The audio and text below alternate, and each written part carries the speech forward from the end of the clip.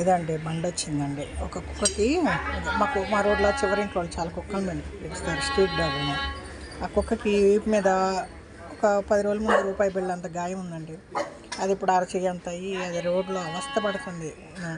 మనం ఏం చేయలేమండి, బాగా హోలు లోతుగా ఉండదు, ఏమన్నా వెనుకది పొడుచుకొని సెప్టిక్ అయినా ఉండేది ఇది. ఆ బాధకు అది బురదలో మునిగి వస్తుంది రోడ్లో. అది పక్కకు వస్తేనే మనకి బ్యాడ్ స్మెల్ వచ్చేస్తుందంట. అది రీజన్. ఆ కుక్కని పట్టడానికి పాపం యానిమల్స్ దాన్ని రెస్క్యూ చేయడానికి వచ్చారండి. అక్కడ కుక్క అండి వాళ్ళని చూసి పారిపోతుంది. ఒక 10 మంది వరకు వచ్చారు, మిగతా కుక్కలు పారిపోయినాయి. ఏదండి మనుషులు ఇంకా మంచి మనసులు ఉన్నాయండి. ఎవరో బ్లూ క్రాస్ వాళ్ళకి ఫోన్ చేసినట్టున్నారు, వాళ్ళు వచ్చారు, తీసుకెళ్తారండి. తీసుకెళ్ళి దాని గాయం మానిపి మందులేసి బాగా చేస్తారండి. మన వల్ల అవదండి, పట్టుకుంటే కరుస్తుందని భయం. ఏమన్నా పౌడర్ ఏమైనా వేద్దాం, సెప్టిక్ అంటే ఈది కుక్కలు కరుస్తాయండి, చాలా డేంజర్ అండి, అది భయం.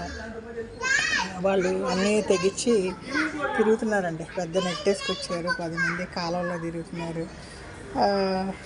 ఇదే అండి, అది దొరికితే అండి దాని అదృష్టం, లేదంటే చావు, కుక్క చావు అంటారు చూడండి, అంత బాధపడుతుంది అది.